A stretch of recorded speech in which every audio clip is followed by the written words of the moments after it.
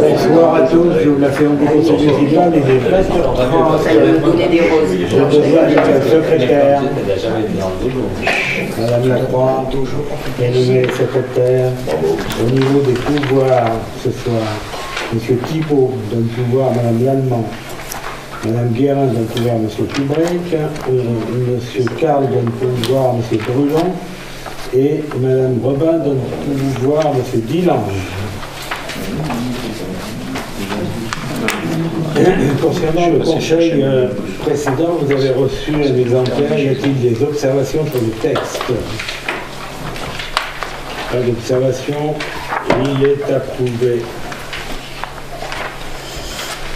Concernant les décisions prises par le maire entre les deux conseils, donc j'ai signé un marché avec l'Aqua Real, c'est la Balnéo en fait, l'installation de la Balnéo, c'est 87 100 € ferme, plus 2150 concernant une tranche optionnelle.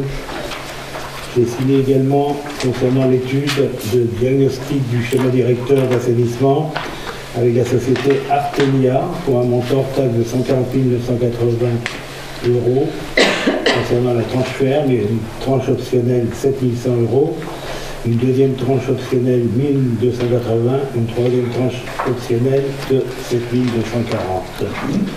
Ensuite, vous avez un certain nombre de ventes concernant le cimetière. J'ai signé une convention concernant le local qui se trouve rue de la Poste pour 15 jours pour une kiné qui a remplacé M. Boileau du 19 au 31 août pour un loyer forfaitaire 150 € pour 15 jours. J'ai également signé une convention avec M. Fauvio, qui est le pharmacien. Cette convention a été annulée puisque, en fait, la personne qui devait venir, Mme Adobati, a décidé de rentrer tous les soirs chez elle. Donc, il nous a demandé de résilier cette convention, qui a été résiliée hier. Par ailleurs, vous avez un certain nombre de ventes pour lesquelles la commune n'a pas préempté. Il y a un certain nombre de business. Voilà. Donc, le point suivant, je vais donner la parole à Mme Pierre concernant les décisions modificatives du budget communal, du DM. Donc, en section d'investissement, en dépenses, vous avez 135 000 € qui correspondent à l'acquisition de la propriété Jussaume. En opération 104, réserve foncière, acquisition diverses, ce sont divers petits terrains qui vont servir, qui vont être achetés. En opération 303, c'est des travaux qui sont en attente d'être faits, c'est particulièrement sur les postes de secours. Opération 327, l'école de la mer, il y a encore des travaux de voirie pour 30 000 €. Opération 329, centre de remise en forme, outre installation et matériel technique pour 412 633,21 €. Le chapitre 20, immobilisation incorporelle, c'est 35 000, il y a un plus pour le chapitre 20 et en moins dans le chapitre 13, c'est les écritures qui ne plaisaient pas à la trésorerie qui nous ont demandé de changer de chapitre. Et enfin en recette, chapitre 16, emprunt et dette assimilée, un emprunt de 612 633,21 €. Y a-t-il des questions? Y a-t-il des votes contre? Des abstentions? Merci. Le point suivant, concernant une convention du budget général au budget transport. Alors, je vous rappelle qu'au conseil municipal, la création de la régie de transport en date du 10 juillet 2021. Cette création trouve son origine dans l'acquisition par la commune d'un car pour transporter notamment les élèves des écoles dans le cadre des activités sportives, pédagogiques ou périscolaires, les enfants de l'accueil de loisirs sans hébergement pour les activités extérieures à la commune et les mini-corps. La régie dispose d'un budget annexe qui fonctionne grâce au versement annuel d'une subvention d'exploitation. Pour justifier le versement de la subvention pour l'année 2024, le service de gestion comptable de Luçon demande qu'une délibération du conseil municipal soit jointe à l'appui du mandat de paiement. Je vous rappelle qu'une somme de 40 000 € est inscrite au budget général pour 2024. Alors, le conseil municipal, après avoir délibéré, décide d'attribuer une subvention d'exploitation au budget annexe transport d'un montant de 40 000 € au titre de l'année 2024 et adopte le principe du versement d'une subvention annuelle selon un montant déterminé en fonction de l'activité du service. La somme sera précisée en annexe du budget primitif. En fait, la trésorerie nous disait que ce n'était pas utile d'inscrire au budget général et maintenant elle nous demande de l'inscrire au budget général. Ça, c'est des demandes de la trésorerie. Change d'avis. Donc, y a-t-il des votes contre? Des abstentions? Merci. Les 24 tarifs municipaux. Alors, par arrêté préfectoral numéro 12 des DML SGDML 524 du 20 novembre 2012, la commune s'est vue attribuer la concession des plages sur l'ensemble de la bande littorale communale allant de la plage de la Terrière à la plage de la Porte des Îles pour l'aménagement, l'entretien et l'exploitation des plages. Cette concession accordée pour 12 ans, qui incluait les concessions de plage situées sur la zone nautique du MOPA, arrive à échéance le 19 novembre 2024.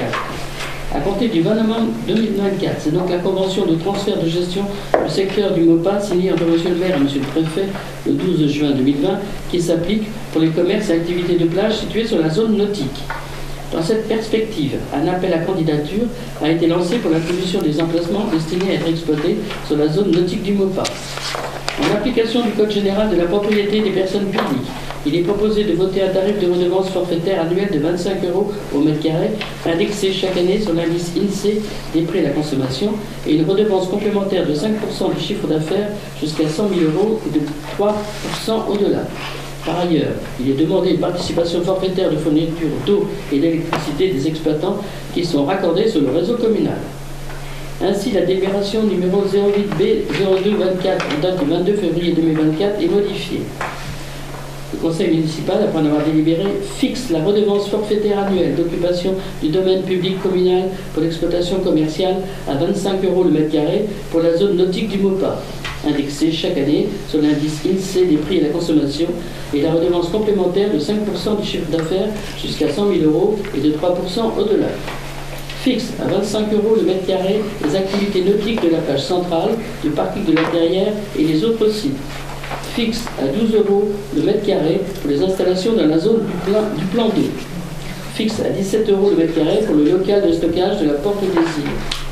Fixe la participation forfaitaire pour les exploitants qui bénéficient de la fourniture d'eau à 400 € et 500 € pour la fourniture d'électricité.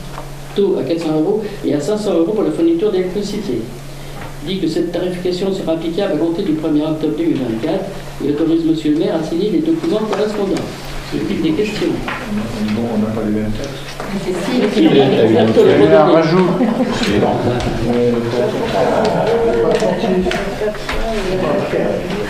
Y a-t-il des votes contre?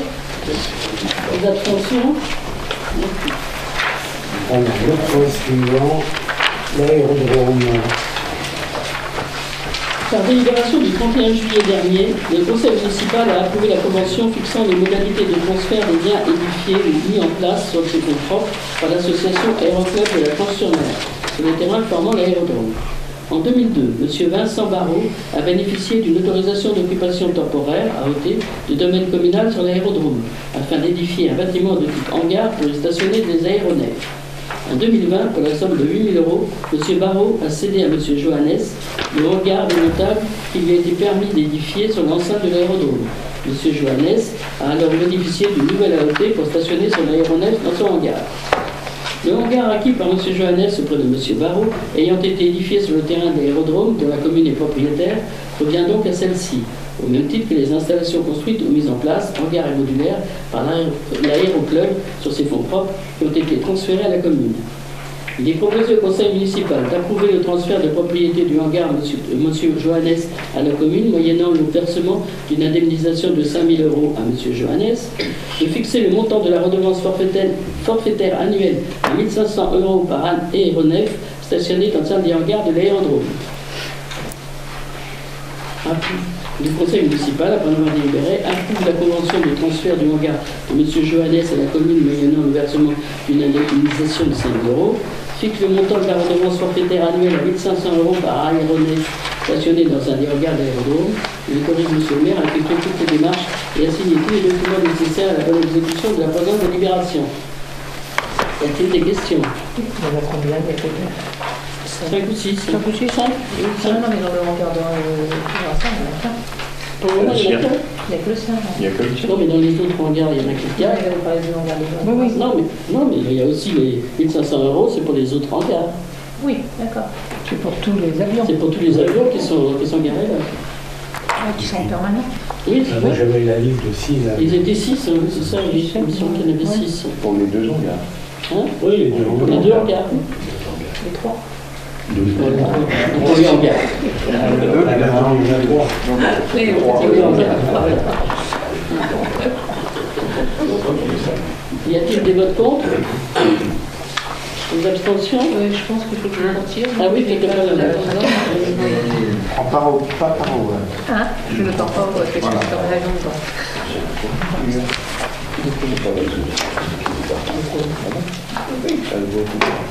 Et nous maintenant, c'est plus.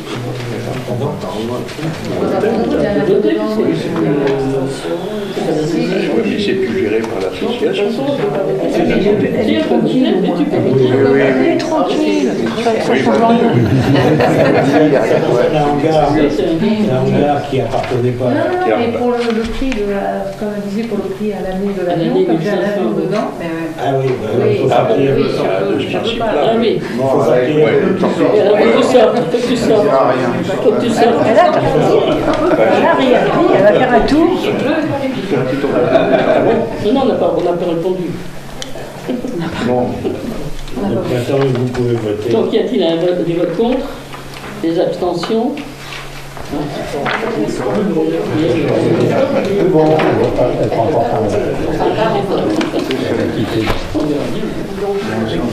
Alors, le point numéro 6, M. Gauthier va nous parler d'une implantation d'un pylône, Une modification du contrat, oui, parce que le 11 juillet 2024, vous avez donné votre accord pour la signature d'un bail locatif avec la société Celnex France Infrastructure sur une parcelle située à la Gruyère, là, au Grand Parking.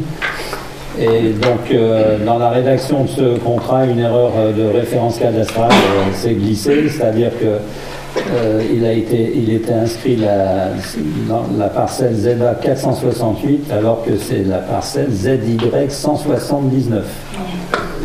Donc, il convient donc de modifier cette erreur, et en même temps, de modifier aussi l'emprise nécessaire pour implanter ce pylône, de passer de 57 mètres carrés à 60 mètres carrés. Donc à cet effet, évidemment, un nouveau contrat de bail va être établi. Il sera signé une fois que la délib sera approuvée. Donc pour rappel, rapidement, le contrat reste le même. Le pylône fera 28 mètres de haut. Il est sur une emprise donc, de 60 mètres carrés. La commune accepte le principe de cet équipement technique. Donc le bail est établi et consenti pour une durée de 12 ans, prorogeable par période de 12 ans. Convention en vigueur en date de la signature, date à laquelle les emplacements seront mis à disposition du preneur. La redevance annuelle est de 3 000 € net, toutes charges incluses. Toutefois, à cette redevance peut s'ajouter une autre de 500 € si toutefois il y avait un autre opérateur qui venait implanter des antennes sur ce pylône. Voilà, une fois ces détails sur le paiement de la redevance. Donc il vous est demandé, après en avoir délibéré, de donner votre accord pour la signature donc, du nouveau contrat de bail locatif qui amène les modifications annoncées et d'autoriser M. le maire à signer les actes correspondants. Y a-t-il des questions? Y a-t-il des votes contre? Des abstentions? Je vous remercie. Le point suivant, je Gauthier, dénomination du bois intérieur. Alors, il s'agit du lotissement des Lavandes. Ce lotissement est situé à l'entrée du lotissement des Prés de la Cure. Donc Madame Thérèse Sophie qui a sollicité la commune pour procéder au changement du nom de la voie intérieure du lotissement parce que les propriétaires rencontrent des difficultés sur la réception de leurs courriers, colis et autres adressages en général. Actuellement, leur adresse est définie ainsi, lotissement des Lavandes, rue du Pré de la Cure. Donc ça prêtait confusion, ils ne trouvaient jamais les bonnes adresses. Donc lors de leur assemblée générale du 19 août 24, les colotis ont accepté le changement de dénomination et proposent de retenir comme nom de voie l'impasse des Lavandes. C'est très simple.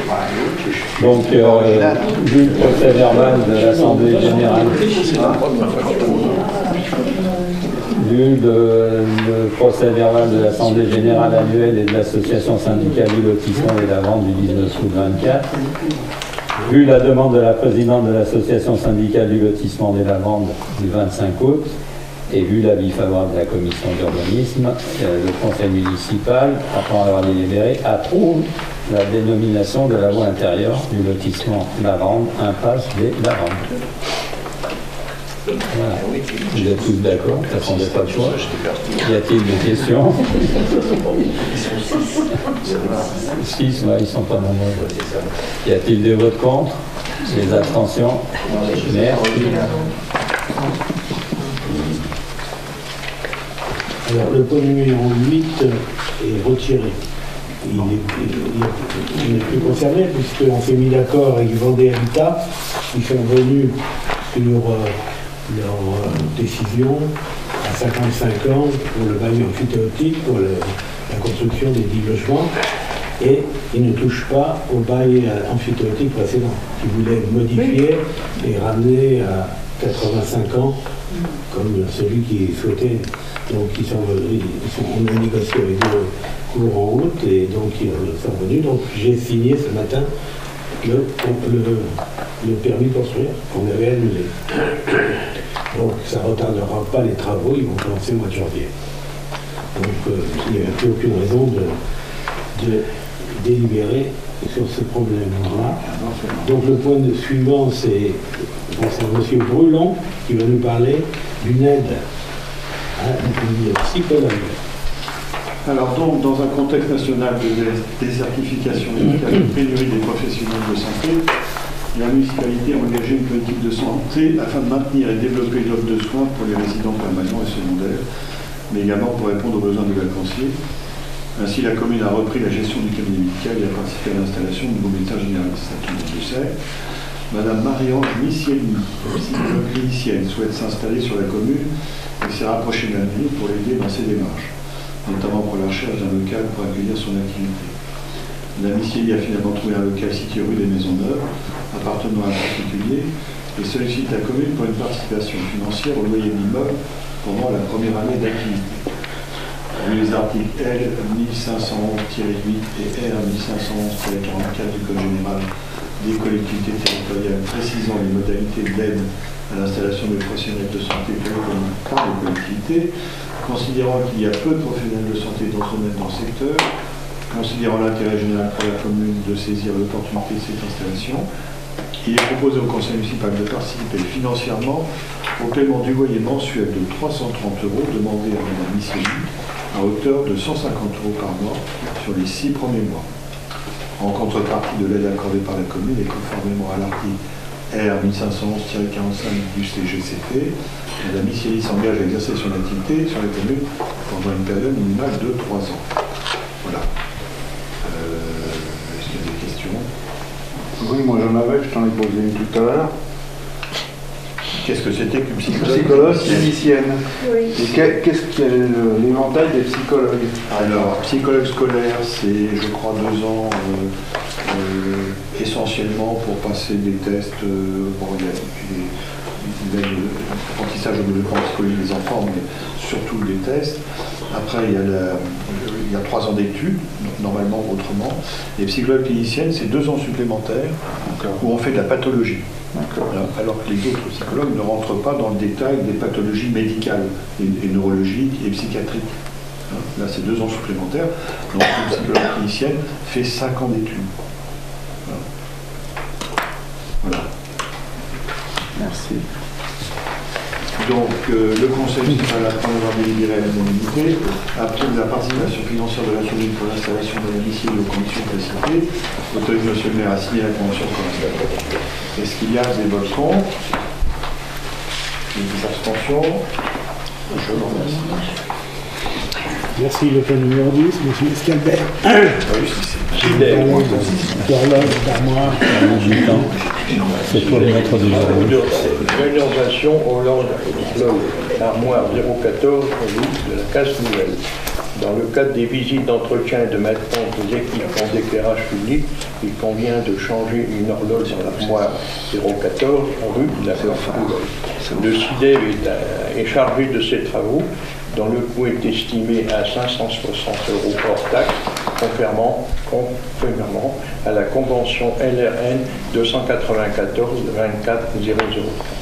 Le conseil municipal appuie la proposition du CIDEV, accepte la participation communale à hauteur de 560 € et autorise M. le maire à signer la convention correspondance avec le CIDEV.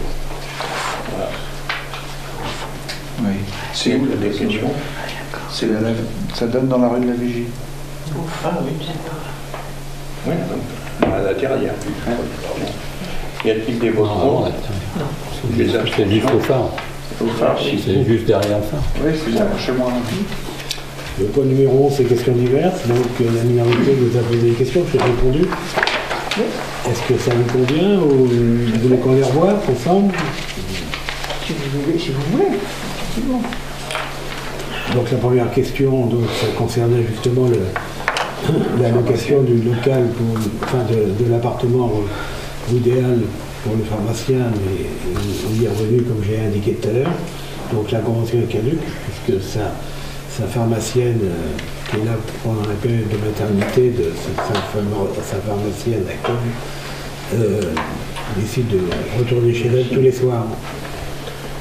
Mais j'avais cru comprendre que c'était pour des familles, s'il y avait en cas d'incendie, de problème pour pouvoir loger des gens dans l'urgence.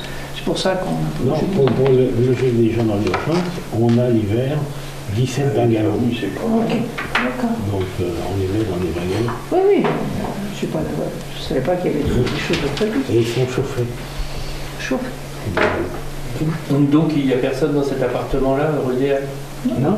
Pour l'instant. Pour le moment, Non, il est très souvent vide. Donc on l'avait loué, comme je l'ai indiqué, au mois d'août pour une petite kiné qui est venue remplacer M. Boileau. Mais sinon, non.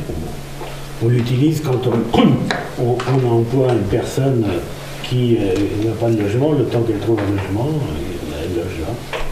Et là, comme c'était du médical, ils ne partent pas à la maison de l'EHPAD, du directeur? Non, parce qu'elle est toute seule, on ne va pas lui mettre une maison avec 3 chambres.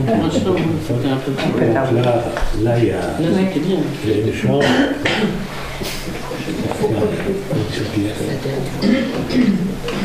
Donc concernant la DPU sur la vente de la maison entre la rue Pasteur et la rue, c'est prévu. Donc l'acte prévoit qu'une partie va être vendue à la commune. Donc Mais je ne sais pas si vous avez vu sur les réseaux sociaux, mais les gens s'inquiètent, ils pensent qu'elle va être démolie.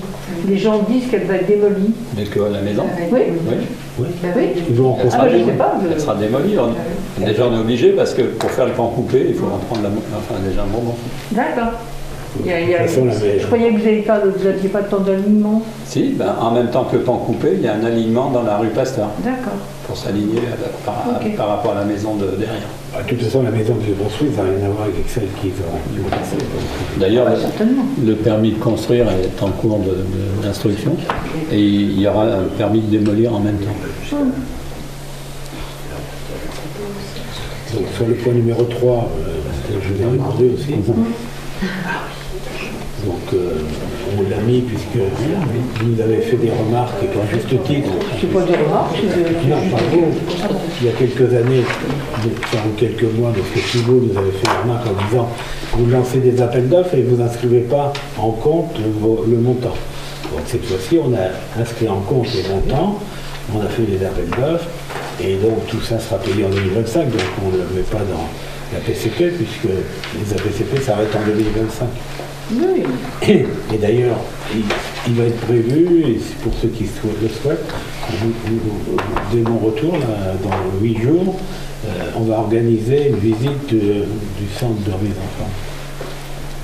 Bon, il ne faut pas s'attendre, il n'est pas terminé. L'état des travaux. Mais le gros œuvre est quasiment terminé. Et ils sont en train de finaliser la toiture. Voilà, au niveau des... Alors, qu'est-ce qu'il y avait d'autre? Non, c'est tout.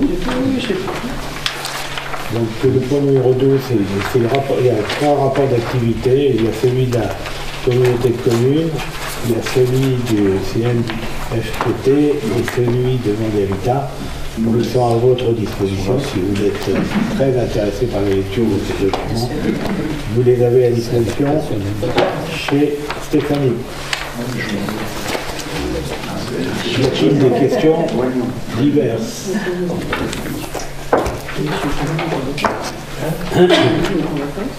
Non, pas de questions complémentaires? Comme il n'y a personne dans le public, je pensais qu'on allait avoir un certain nombre de... Donc, je lève la finale de conférence. C'est dommage.